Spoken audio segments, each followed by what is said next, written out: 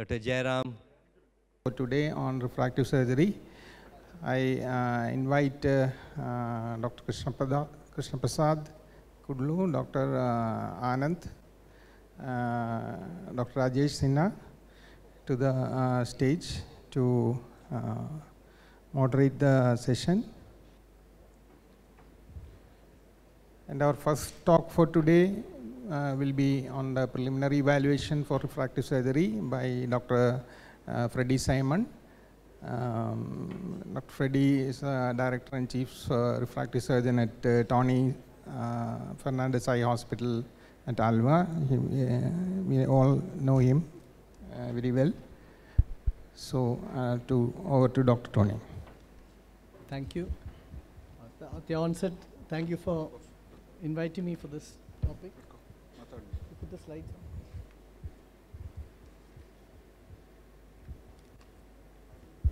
Okay. So my first job in LASIK is obviously to work it up to see if the patient is suitable. And it starts from history itself. The patient should not be too young, depends on what age. I keep the age as 21. It's too old, presbyopic age, they should know the problems with that. And you should understand what their expectations are from the LASIK. Recently I had a patient with best corrected vision of 6.9 and she wanted 6.6 vision for her job. And so unless you ask them what they want it for, you might end up in problems. And profession, if you have a player playing contact sports, it might be better to avoid LASIK and to do something surface. In the history, obviously we should ask about the contact lens wear. We all know that the contact lens, soft lens should be avoided for 1 week before the workup and RGP for at least 3 weeks. Herpetic eye disease is no longer a contraindication for LASIK, but it's good to know about it and start prophylactic treatment pre and post LASIK. Then we should know if the patient has refractive error is constant, if it's allergic, then we suspect keratoconus. And certain contraindications for LASIK includes autoimmune diseases. Keloids, again, a relative contraindication, and diabetes.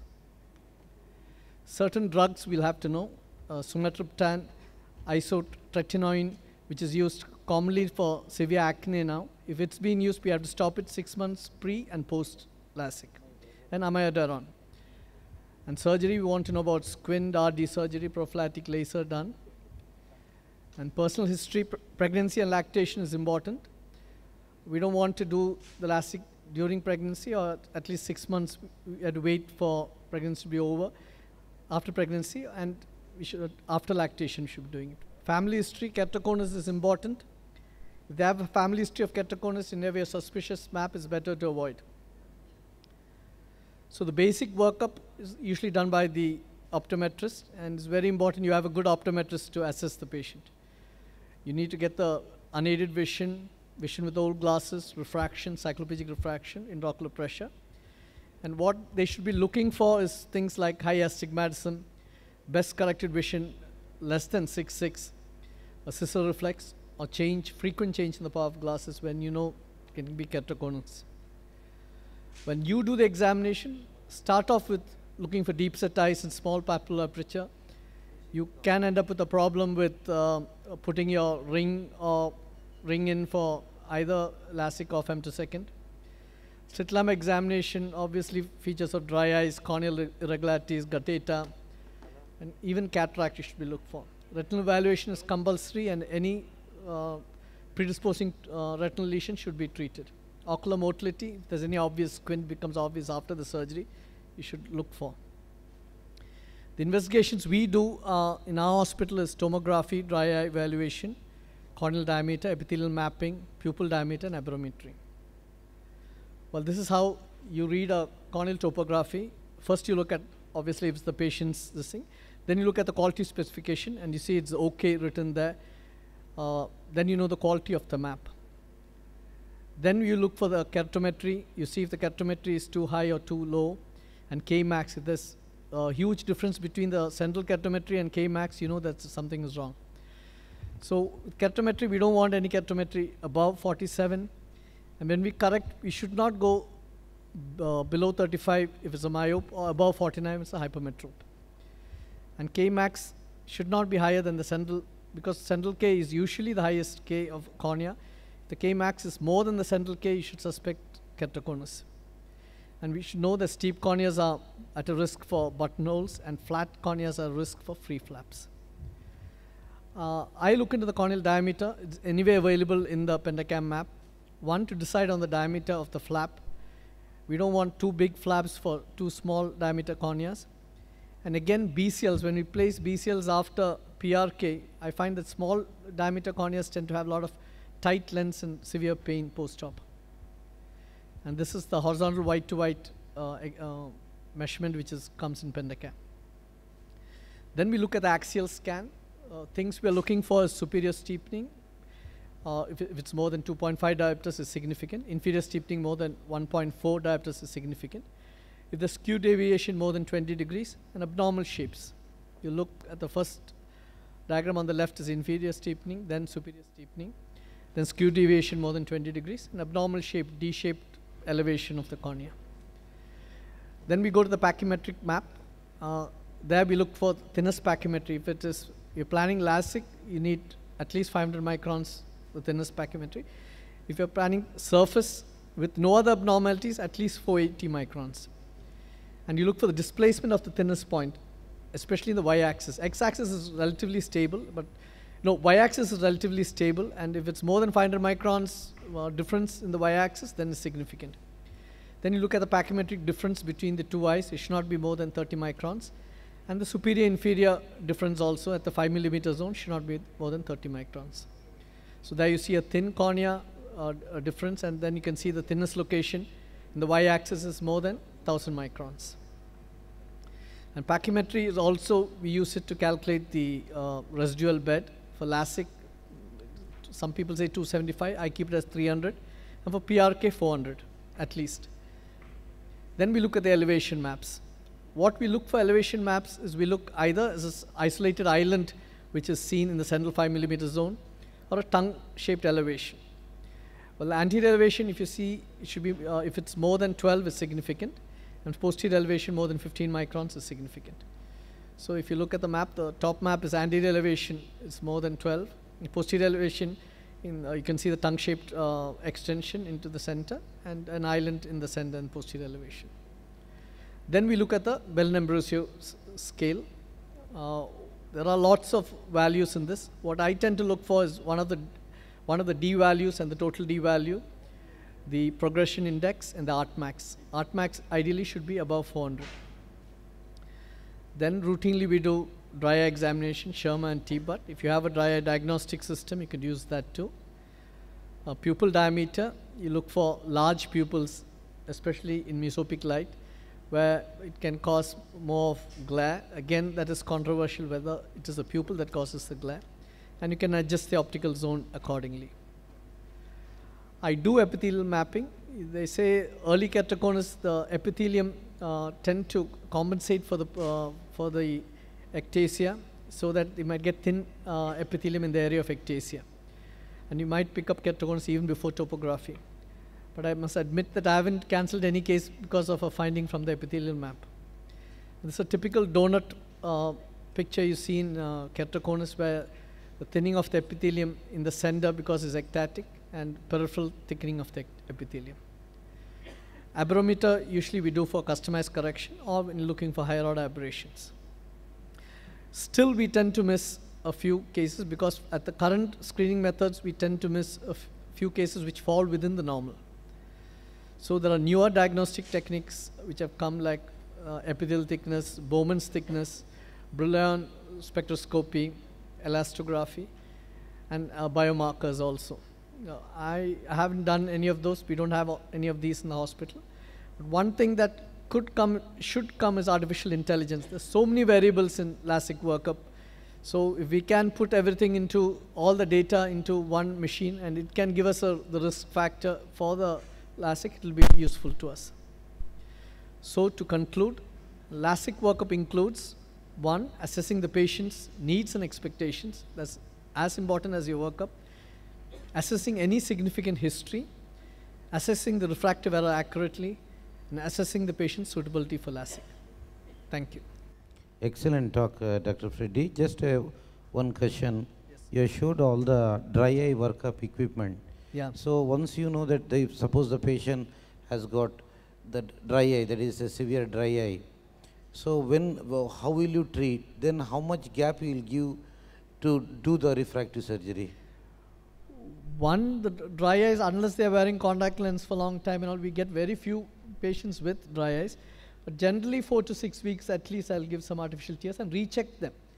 And if they're still having dry eyes, I would advise against treatment or go for some maybe a smile or something. So what I do normally, I have got the equipment which can even treat the dry eye, especially eye light or the other different modalities. Yeah. So after doing that, after 3 weeks, probably we can take them for. Yeah, that's again for meibomian glands mainly for that. You know. Yeah. But all dry eyes we cannot treat with the equipment. Yeah. Thank you, JAYARAM. Anything to say? Excellent talk, Dr. Freddy Simon. Now let us continue our discussion on the refractive surgery. I invite Dr. Anil, who will be talking about tips and tricks of photorefractive keratectomy. Over to Dr. Anil. Yeah, thank you, JAYARAM, for the opportunity. I think a lot of empty chairs here. So this man is Theo Seeler, a German physicist, known to us as German ophthalmologist, who first described the excimer laser. It was actually 1985, I think I made a mistake there. So he had this treatment for correcting the corneal curvature as early as 1985. And he did the first PRK in 1987. But PRK never got its due prominence because the LASIK, the technology of LASIK really came up during that period. But the greatest advantage of PRK is that there is no flap, and so all these disastrous flap-related complications are not there. So generally we tend to do PRK, or in fact any surface ablation, when the corneal thickness is on the lower side, when you have a flat or a very steep K. With femto you can still do it. Still, I think PRK is a very good option for such people. And if you have a recurrent erosion or a abnormal epithelium, that is not a good candidate for LASIK or in fact any ablative corneal procedure other than PRK. So also you have a narrow orbit, a narrow fissure, narrow palpable fissure, or a deep orbit in which the suction ring locking can be difficult. It is really useful. And Dr. Freddy was mentioning about the contact sports, and such people, they will indeed benefit from PRK because there is no flap and there is no risk of dislocation. The other candidates would be people who have undergone keratoplasty. I have done very few patients in whom keratoplasty has been done. Then post-RK and post-LASIK patients, especially if it is a very asymmetric cornea, you can do a topographic guided PRK, which gives pretty good results. And also the other advantage is that because you are taking away only the anterior part of the cornea, biomechanical strength of the cornea is much higher compared to SMILE or femtosec and LASIK. And we know that a 100 micron flap will cause about 14% loss of corneal strength, and about 140 or 160 micron flap will cause a 30% loss of corneal strength. So nowadays I don't do too many PRKs because of the institution where I'm in. It's a teaching hospital. But I think this is some data I had around 12 or 13 years ago. It was basically on LASIK with mitomycin. In that period, LASIK was pretty famous. So you can get excellent results. In this study of around 36 eyes, I think some of them about 12 diopters and all that, the mean pre-op surgical equivalent was minus 9.5. It came down to near about 0. And only haze was seen in just one patient. But haze is the big problem with PRK. I think you should not forget the first day pain and the slow recovery of vision, which people are irritated with. You can convince them. But PRK haze, which is unpredictable quite often, is a problem. So that is the reason why it became slightly unpopular in the West. So if you have an epithelial injury, you have this interleukin release, and interleukin receptors are there in the keratocytes, which are deep in the stroma. So once the interleukin attaches there, you can have these polymorphonuclear neutrophils and macrophages. They will secrete a lot of cytokines, which in turn activates the keratocytes, which becomes myofibroblasts. So just the presence of myofibroblasts will not cause a haze. In the regular scheme of things, if the myofibroblasts are like taken more in front, like for example, if you have an inflammatory milieu in the tear film, or if you have an irregular surface, or if you have a large ablation in which there is a loss of many keratocytes, you can have a defective epithelial basement membrane formation and excess microfibroblast activity, and coupled with inflammatory milieu, it can go into a fibroblast transformation which will result as clinically as haze. So this is, mitomycin is something which has really come up, and that has prevented the haze. Actually the incidence of haze is not very high, as we know. I think with the prevalent use of mitomycin and we knowing more about things, the incidence of haze is very low. So there were some 10-15 years ago, there was this talk about the strength of mitomycin, and if you see the slide below, you can see that the number of activated cells, that is the evidence of mitosis marker K167. If you see that in people in whom there is high ablation, the number of cell nuclei are very high. Same thing, if you are using 0.002%, it's more than that of a 0.02%.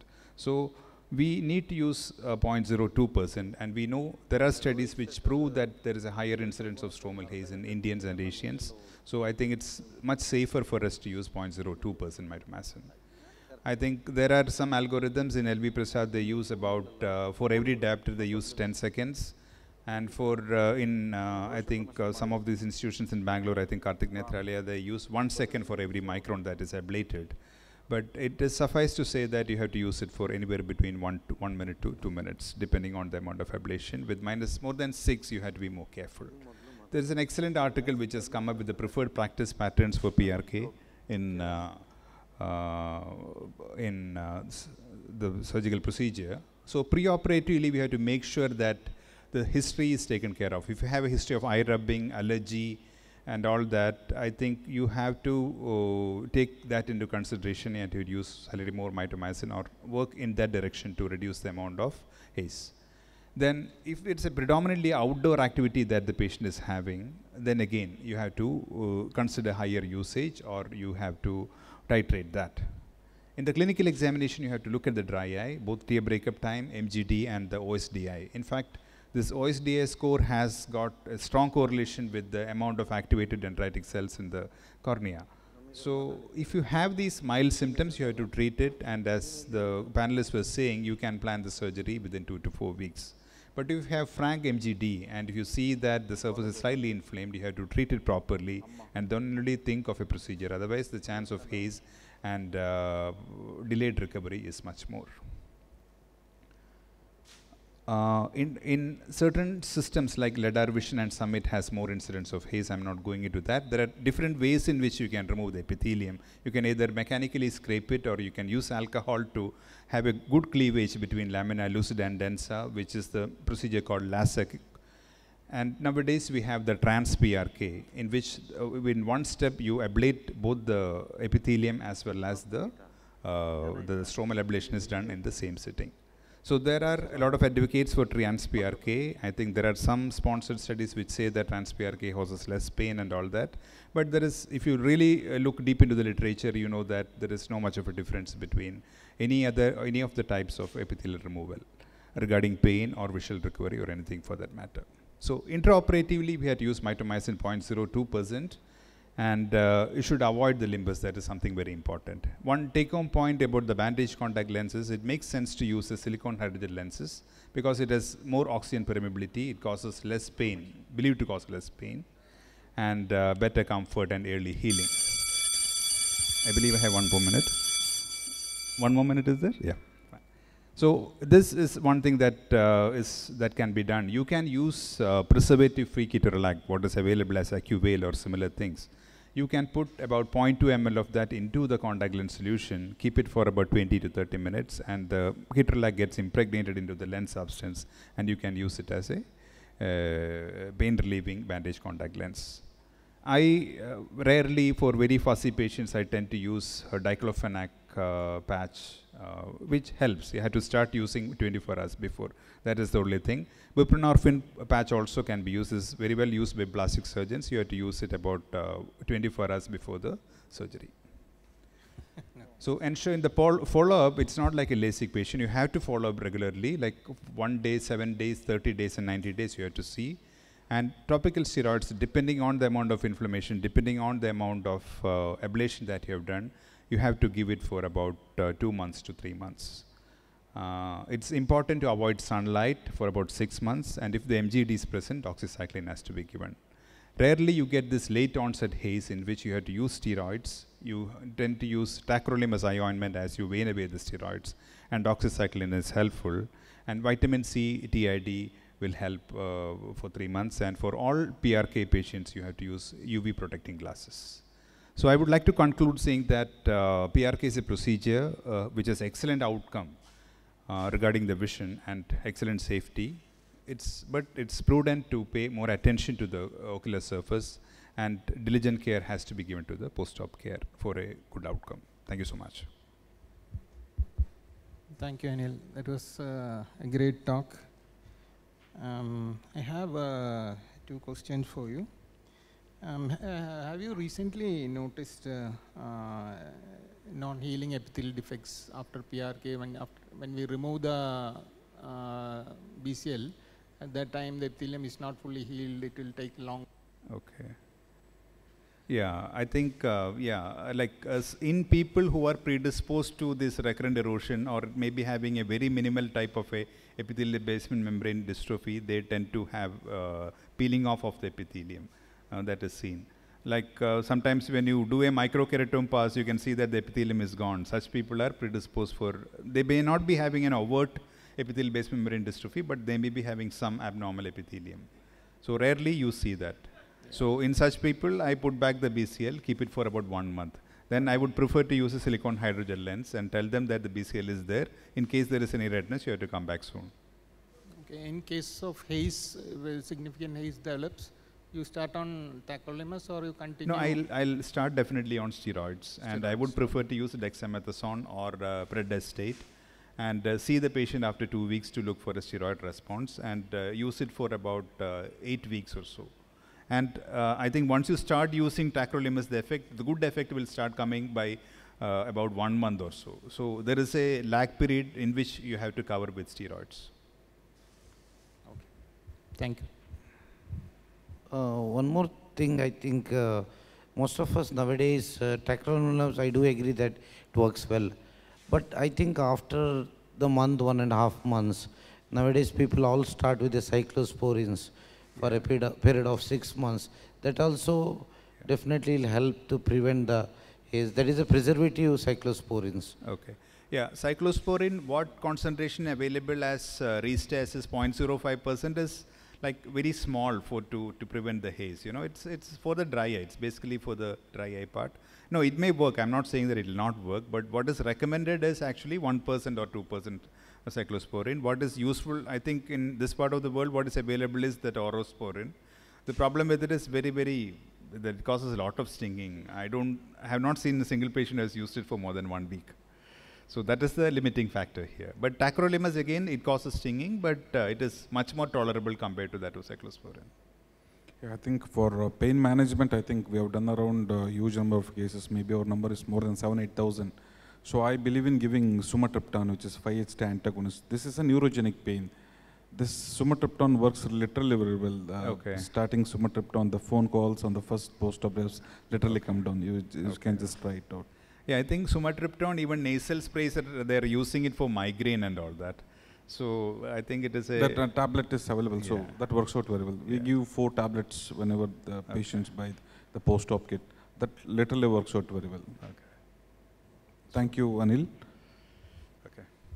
I would like to invite our friend who we studied together, Dr. Kalabi Thotam. He has been doing refractive surgery from almost like a couple of decades. Large experience with LASIK. So she'll be talking about current concepts and practice. LASIK, over to you, Kala. Thank you, KP. Thanks, Dr. Jayaram, for giving me the opportunity. Good evening, everyone. So, as you all know, LASIK has been performed for more than 30 years with impressive results. Still, surgeons and patients are looking out for new procedures which are more impressive. And the refractive surgery has evolved from the days of RK, PRK, LASIK, femtosecond, SMILE, phakic IOL. All these procedures have advantages and disadvantages. The technological advances in LASIK has increased its safety, efficiency, and predictability. Dr. Freddy has explained the pre-op workup of LASIK.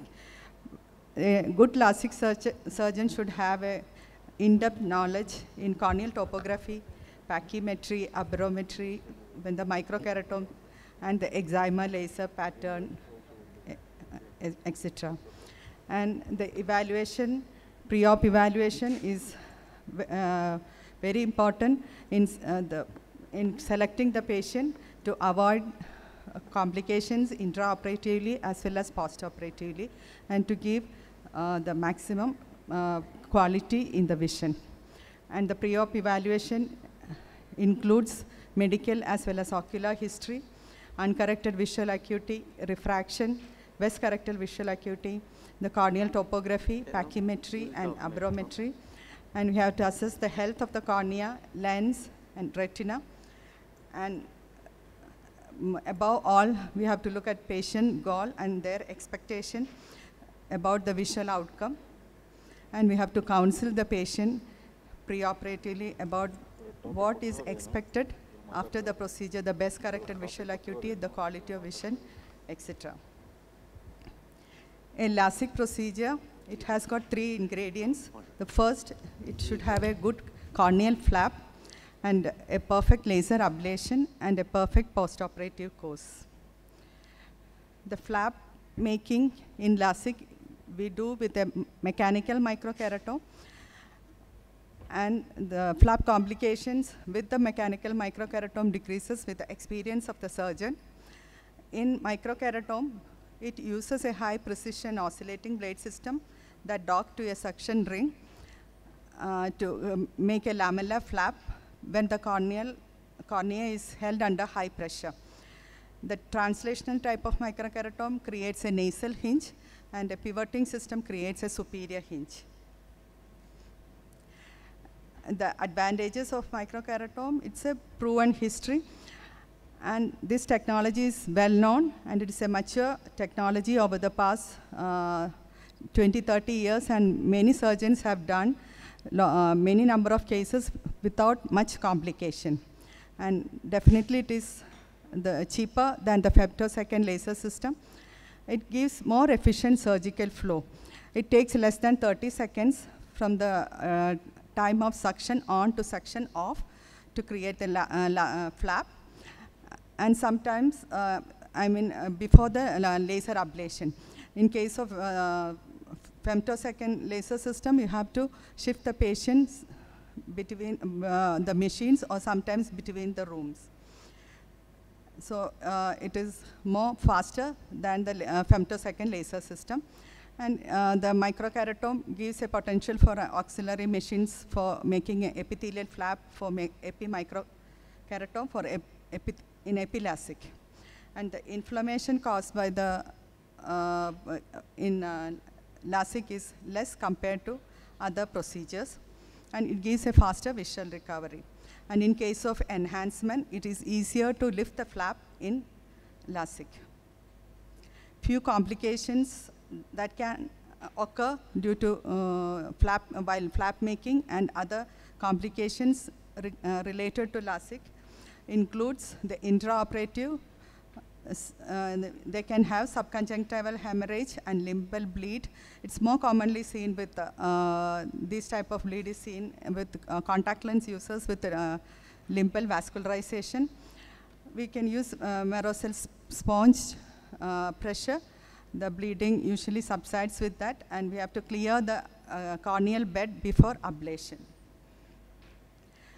And we can get epithelial defects, especially in patients brain dystrophy, and commonly seen with after installation of anesthetic drops, and if the corneal flap is dried, and or due to iatrogenic trauma. These epithelial defects can increase DLK, epithelial ingrowth. The management is to avoid frequent use of anesthetic drops, use more of lubricants and steroids, and BCL in case of large epithelial defect. The most common problem associated with flap making is suction loss. We need a good globe exposure to keep the suction ring. And the most common problem, this problem is mostly seen with narrow palpable fissure in patients with deep set eyes or prominent eyebrow, or when the suction, improper suction application, or sudden eye movement while applying the suction ring. The management is, if we get a good flap which is larger than the intended zone, we can ablate. But if the hinge is in the center, you have to avoid ablation, and retreatment should be planned after 3 months. And descended flap, again due to misalignment of the suction ring, we have to remove the suction, keep it again, center it, and make the flap. Incomplete flap or partial flap is also another problem. It's again due to suction loss. We have to manage in the same way as suction loss. Buttonhole, when there is when the suction is not adequate, more commonly seen with steep cornea. Again, if there is a buttonhole, we have to postpone the procedure for minimum 3 months, or go for surface ablation after 3 to 6 months. Free cap mostly seen with flat cornea, and if there is inadequate suction or a small hinge or avulsion at the hinge. In case of free cap, if we can acquire the free cap completely, keep the flap in a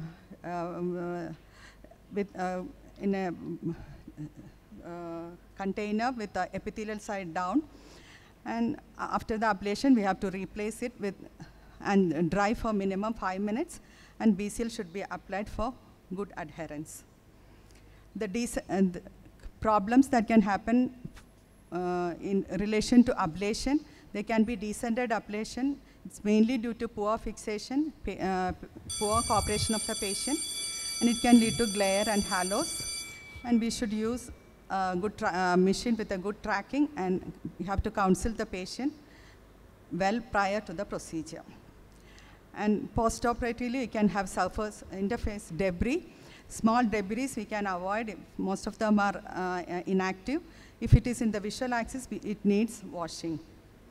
And flap dislocation is an emergency, mostly due to trauma or rubbing, and it needs flap lifting, irrigation, and repositioning, sometimes BCL application also. Flap striae, it's more commonly seen in the first week. It can be micro or macro striae, and it's mainly due to excessive manipulation of the flap or drying of the flap, and it's seen mostly in high refractive errors. And if it is mild, we can wait for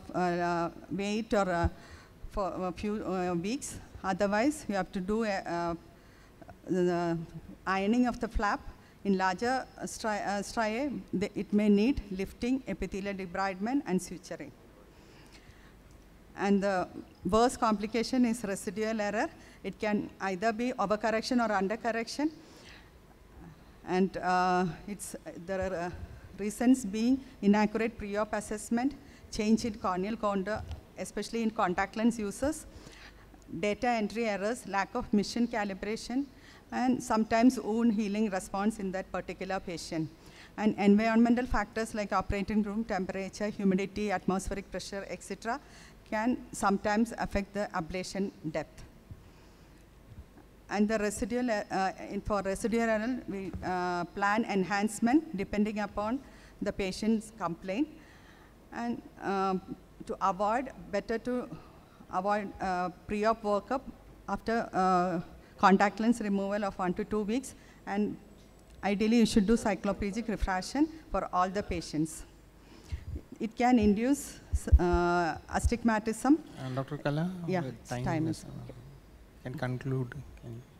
And few other complications, and all these complications are very rare, and pre-op workup is the most important factor in deciding about the procedure.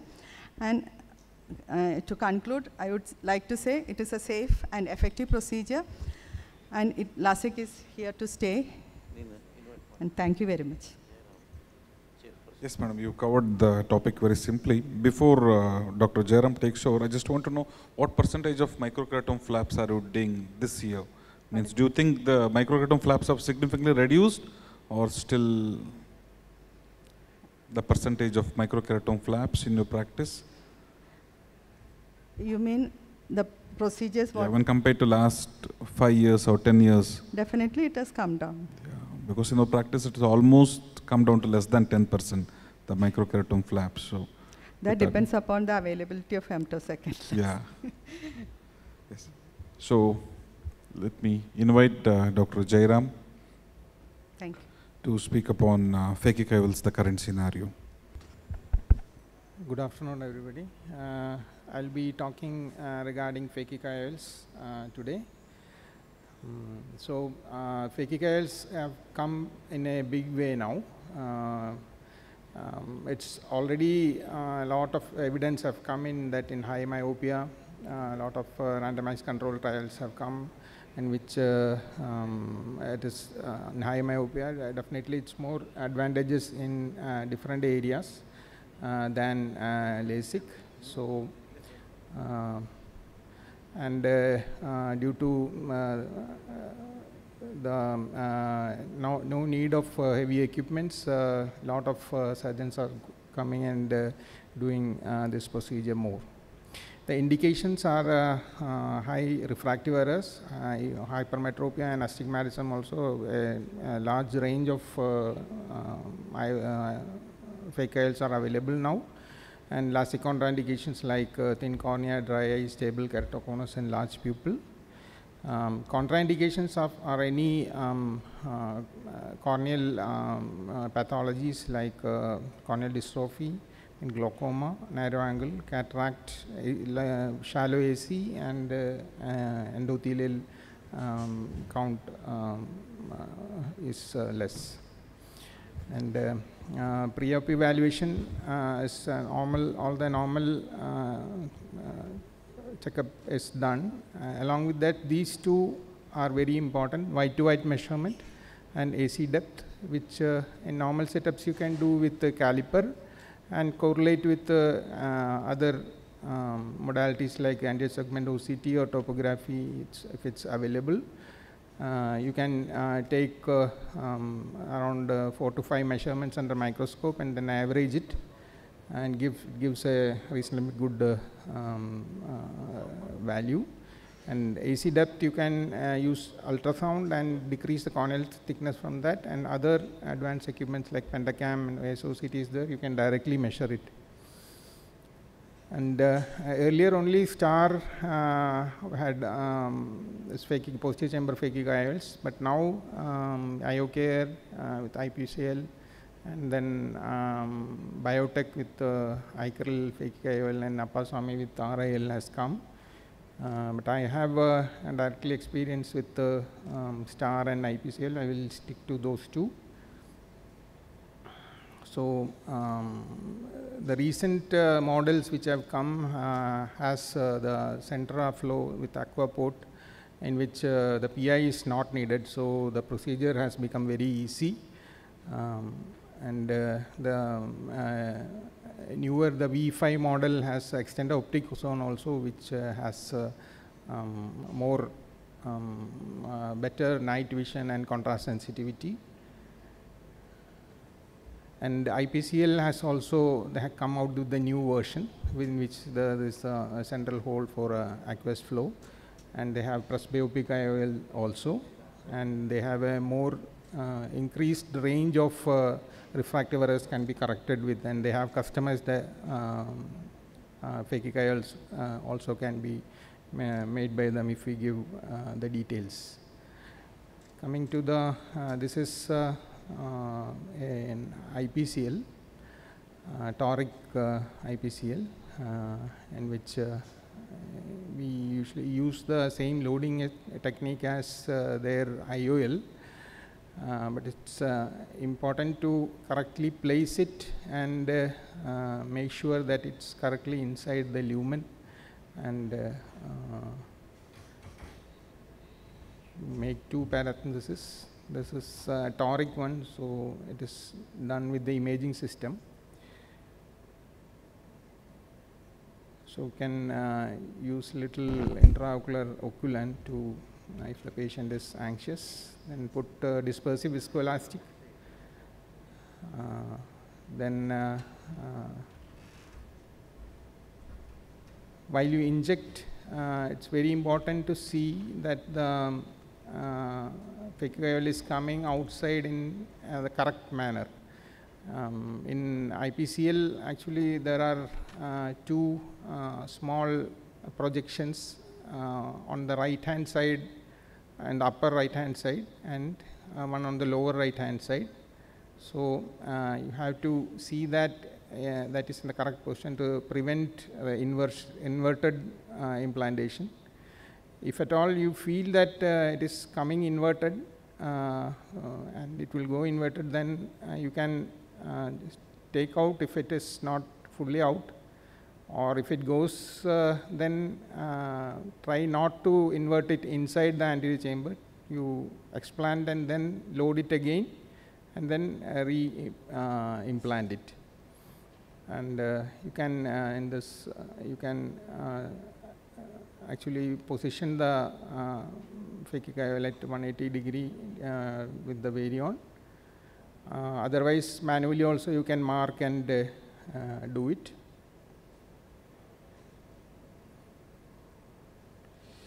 So common intra-op complications are ICL inversion, which can, I told already. PIs are not necessary nowadays because of the newer central aquaport. The endothelial and lens touch should be avoided at any cost. And IOP hikes are also less nowadays intraoperatively due to this central hole. As far as cataract development also is much less after this introduction. Postoperatively, if IOP is high, you can burp through the side port, or and look for the vault. It should be between 500 to 1500 microns, that is half to 1.5 corneal thickness. If there is more of inflammation, then you can use more steroids, and if there is degeneration or implant rotation, you should correct it. In complications, cataract is the main problem. In all the studies show that cataract, anterior subcapsular cataract happens over long term. In the earlier models, with the new model, and my personal experience, I have not, it just started recently only in 2016. But earlier models I had a few cataracts, so which was significant cataracts were removed with IOL implantation. And glaucoma, retinal detachment are high myopes are already prone, so you should be on a good follow-up, and this patient should be on a regular follow-up. And under correction or over correction can be corrected with bioptics. And to conclude, phakic IOL is an effective treatment for high refractive errors and thin corneas. It is now become easy to use and can be implanted by an experienced cataract surgeon. And the introduction of models with central holes obviate the need of PI, thus making the procedure more simple and reduce the incidence of cataract. And post-op evaluation and adherence to criteria is important for good post-op result. and a periodic follow-up and education of patients should be emphasized for early detection of delayed complications. Thank you. You covered it very well, sir. So just adding on to your points, the Fekikavil's current scenario, earlier until 2020, the minimum AC depth was 3 millimeter. Now FDA has reduced this to 2.8 is the criteria. And EVO lenses, the star what they give provide columnar lenses, they are available now as EVO plus lenses where the optical zone has been enlarged by 0.3 to 0.4 mm. It is available for the refractors from -1 to -14. So just to compensate for the bigger pupils also, just to add upon the point. Next, I would like to call upon Dr. Krishna Prasad Kodlu, the member AOS and also one of the dynamic refractive surgeons. He will be speaking to us on femtoLASIK and SMILE. He's one of the high volume SMILE surgeons of our country. Over to you, sir. Thank you, Dr. Anant. In fact, I thank my friend JAYARAM to include me in the very important refractive session. And also I thank my friend Srini to call me all the way from my place. In fact, it's my pleasure to be part of Kerala Ophthalmological Society. A lot of students had come to my place for fellowship training also, even for their post-graduation training. So I'll be just talking about SMILE and femtoLASIK reloaded. There is absolutely no financial disclosure for this particular talk. So we have been seeing, I think, the previous talks. We started with surface ablation, then went on to do LASIK.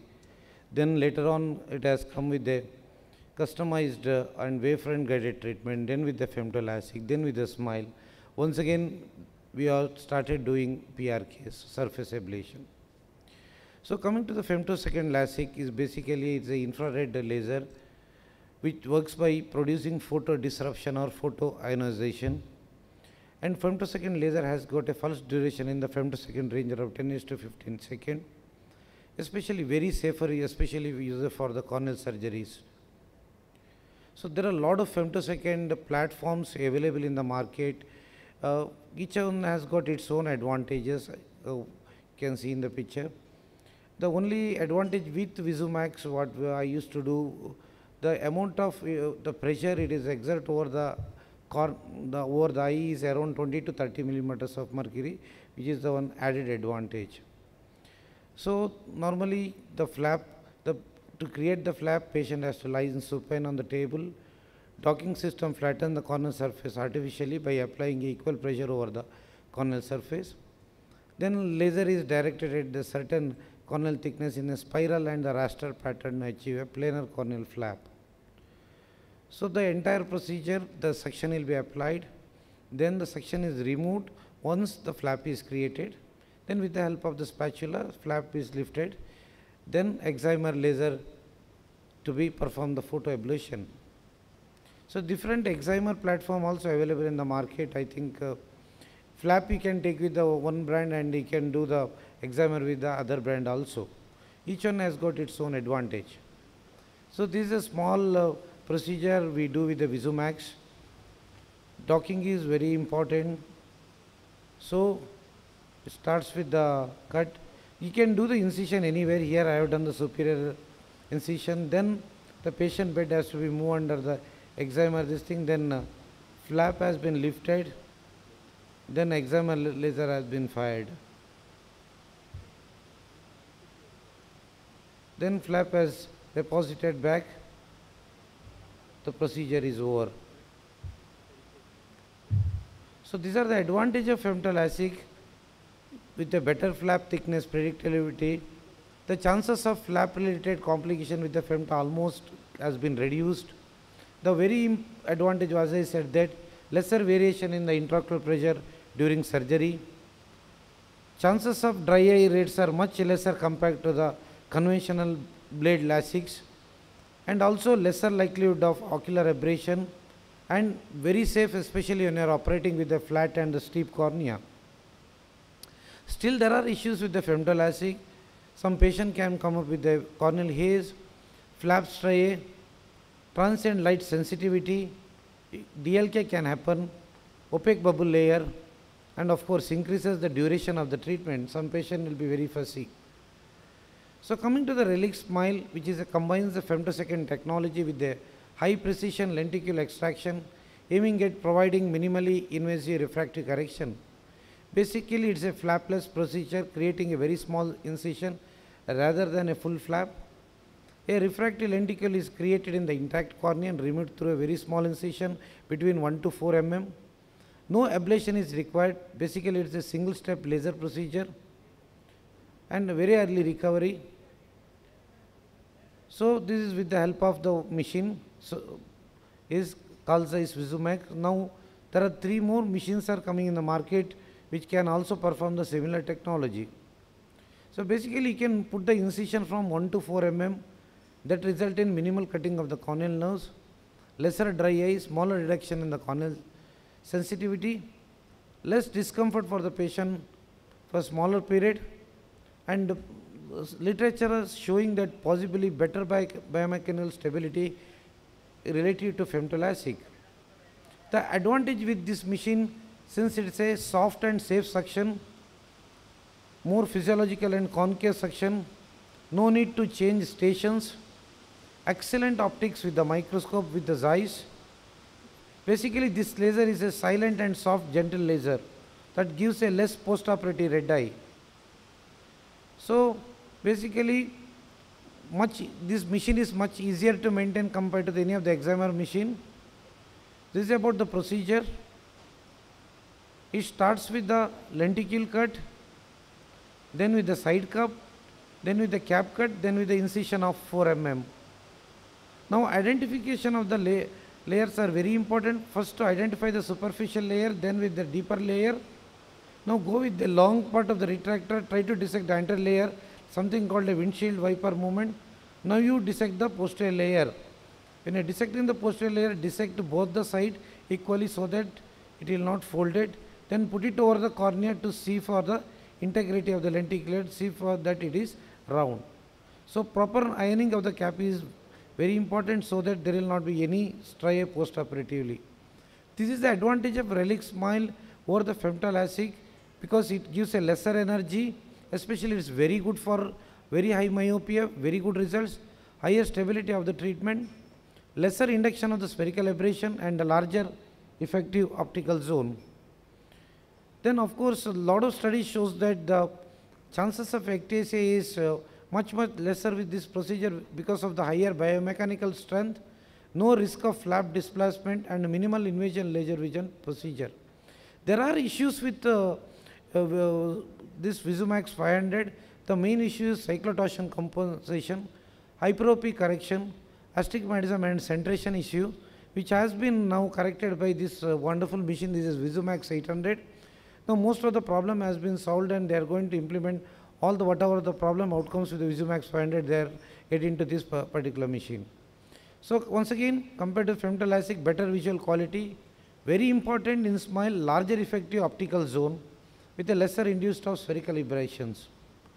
So how to market smile? Always you have to announce the availability of smile technology in a center in a big way. It has to be promoted as a new way to correct refractive error, not as a new concept. So communicate that it is not a new technique, but it is a much more often, more accurate, predictable and safer treatment. And once again I thank JAYARAM and the whole KSOS for this wonderful opportunity. Thank you one and all. Very nice presentation, sir. It was literally loaded with lot of information, a good PPT. I think making Anant, you have been doing a lot of smiles. Yes. Is there any, in the big numbers of smile, do you have faced any ectasia problem? No, ectasia it was only in one case, sir. What I have seen since 2014. It's only in one case we have seen ectasia. Definitely a much precise treatment. Much more, yes. Compared to any of the technology. And the beauty of making flaps with relic smile platform is an ultimate experience. It's a corneal base section, very soft docking. Yeah. You never get subconjunctival hemorrhage. Easy to lift. Even the energy settings are so good that the DL candle never happens. Thank you. I invite Dr. I invite Dr. Vanati, Professor of Ophthalmology from RP Center. She's already well known to all of us, so over to her for a talk on difficult and challenging cases in refractive surgery. Thank you, ma'am. Yeah, thank you, JAYARAM, and the KSOS Scientific Committee for making me part of this wonderful refractive session. I think the previous speakers, especially Kudlu, covered almost the entire content of my talk as well. So I'm just going to run you through some of the complex scenarios or the difficult, challenging scenarios which we tend to face when we are doing refractive surgeries. I have no financial interest and acknowledge my senior resident Kusumita who put together some of the difficult scenarios which we encountered. So this was a 24-year-old male, and as you can see, all his refractive statistics of uncorrected and best corrected visual acuity is here. Refractive error was recorded to be pretty much stable on 2 consecutive refractions, and all his topographic imaging was also within normal limits. And this was the patient who was taken up for his smile surgery. You see the fixation was good enough here. And there you see the lenticule cut being fashioned. And when you have multiple black spots like this is because if the surface is not being wetted enough appropriately, there's too much of drying of the surface, and the laser does not cut uniformly in these cases. And when you get a poor uniform cut like this, then you can see as I go in, you did see the video which Dr. Krishna Prasad showed earlier, and you see the separation was pretty much simple and easy. But here you see I'm literally struggling with my instrument going in, and the regions where the laser has not fired well enough, you are not able to separate it out at all. So this leads to too much of manipulations, and such manipulations will lead to a lot of cuts of the cut of the incision end here, a lot of striae on this, and too much of handling of the stromal tissue here.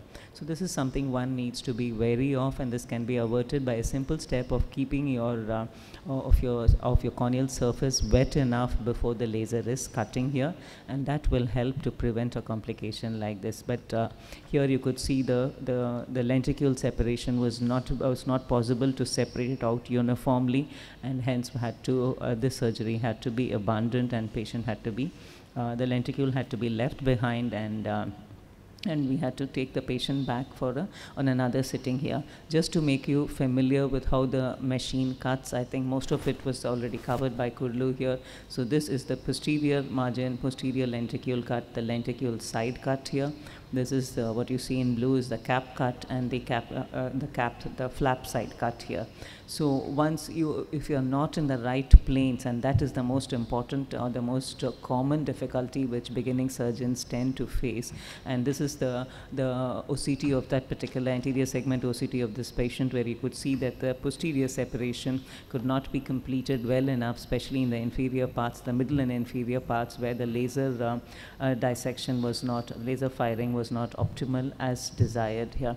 We had to wait for another 8 weeks for this patient, and what we found interesting was the cornea got a little more steeper. It was 44 point something earlier, got steeper about a diopter, and the refractive error was also steeper here, and we had to take the patient on for a PRK. There's the alcohol on the surface to remove the epithelium here, and following which a photorefractive keratectomy was performed for this patient, and the patient landed up postoperatively with an unaided 6/6 visual acuity here. So that's a particular difficult scenario which we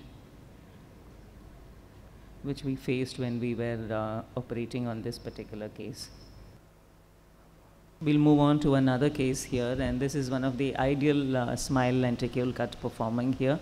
A well fixating patient, the fixation is then checked on, and you're taking the applanation done, and here you find the cuts, the laser cuts of the posterior and the anterior, the flap cuts all being made well enough, and the incision also being made well enough. So this is an ideal scenario, and the cut needs to be here this way when you are firing the patient here. Just to line up what are the common complications you can encounter is the suction loss. This is one of the topmost complications which can be felt, especially when the patient is apprehensive or when the counseling has not been optimal enough, so that he's not able to fix, especially in both in femtolasics and in SMILE procedures.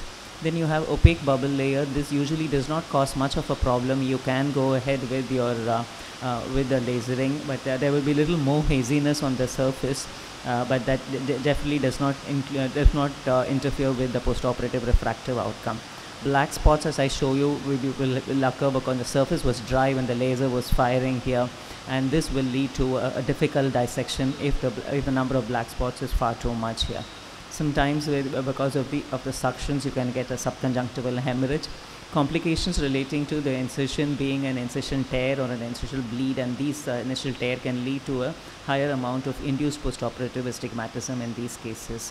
When the lenticle dissection there has been too much manipulations, they can lead to surface problems such as epithelial defect, can go into an unintended depth, that would lead to a stromal scarring in the postoperative period. There are multiple papers which do talk about the complications of SMILE and other refractive procedures here, and most have been attributed to the learning curve of the surgeon themselves. So it's always best to have a helping hand with you to minimize the number of complications, go through a lot of procedures, read about the complications before one embarks on starting on these procedures, and that's a good way of avoiding a lot of complications here. The suction loss, particularly because of an uncooperative patient, is anxiety and an active Bell's phenomenon. Patient not able to, or the unexpected pain is not able to, is so anxious, is not able to take on here. So we'll just see one other procedure like this, the docking on for this patient, and the procedure started here, and as you see, the patient was only fixing reasonably well and kept on moving even before. So when you find a patient like this, don't proceed, always take him back for counseling. That's a lesson which I learned when I dealt. This was one of the recently done cases about 2 months ago here.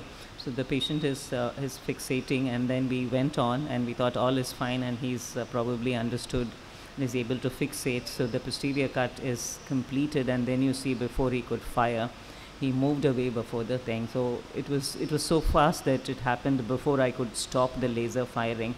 And this was a scenario when we cannot go back and continue the procedure, and as is usually advised by the manufacturers here. So there is a well-designed protocol listing of how you would have to go back depending upon the amount of cut which has already been performed, and that's available for wide reading on the net. So I'm not going to run through the same things again, but the best is to avoid such problems here, and analysis of such cases of suction loss, and when you had to do and go ahead and perform the surgery in the same sitting or perform the surgery in a different sitting.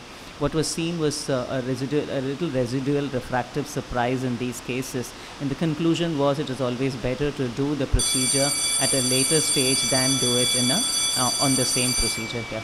I think in the interest of time, I will stop here. Jayaram, I think we can stop here. Yeah, and thank you for the opportunity. Finish. Yeah.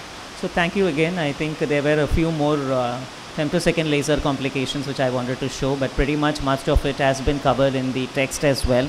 And I wish to thank Jayaram again for making me part of this procedure. Thank you.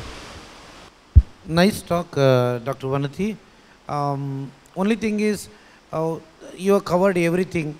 What I do normally whenever patient, especially excess of lacrimation, just before the suction, I keep a bud.